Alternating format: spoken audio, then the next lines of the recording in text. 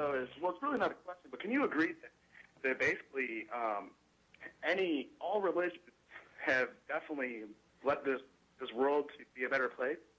No, I can't agree to that.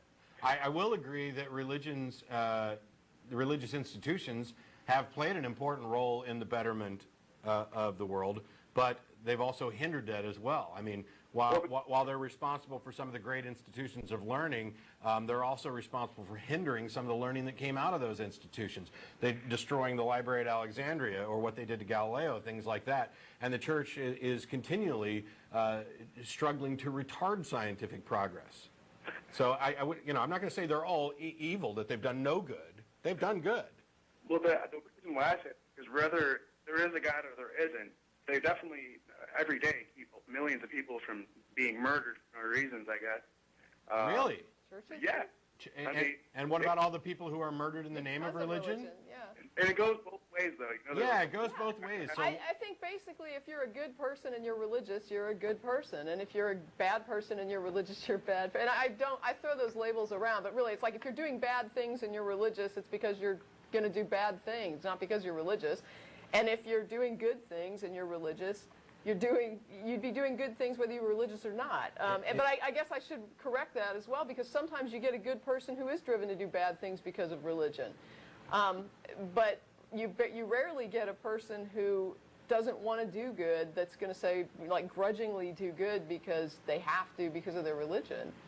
I think that religion or something like religion is required in order to get good people to do bad things.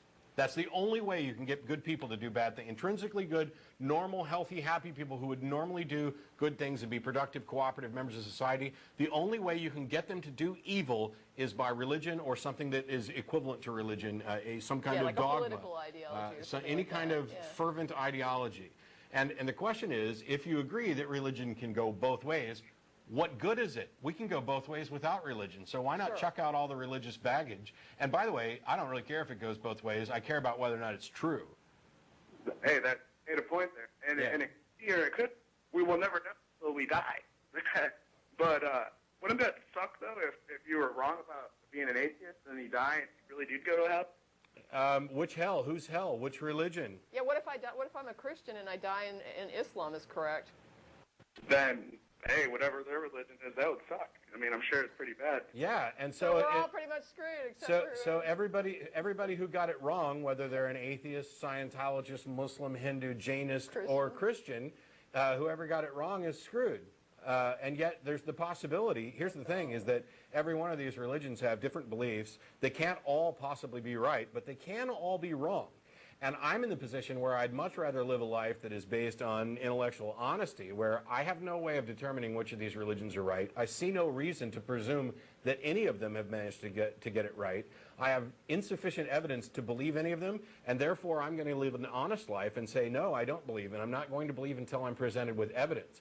And if I find myself in an afterlife and there is some kind of God there who says, that because I didn't believe, I'm going to be tormented, and I'm just going to say, okay, well then, why didn't you provide sufficient evidence for belief? Did you really create us with a mind that was capable of reasoning out the universe and then make yourself intentionally obscure such that you require leaps of faith that aren't supported by reason? Why on earth would you do that?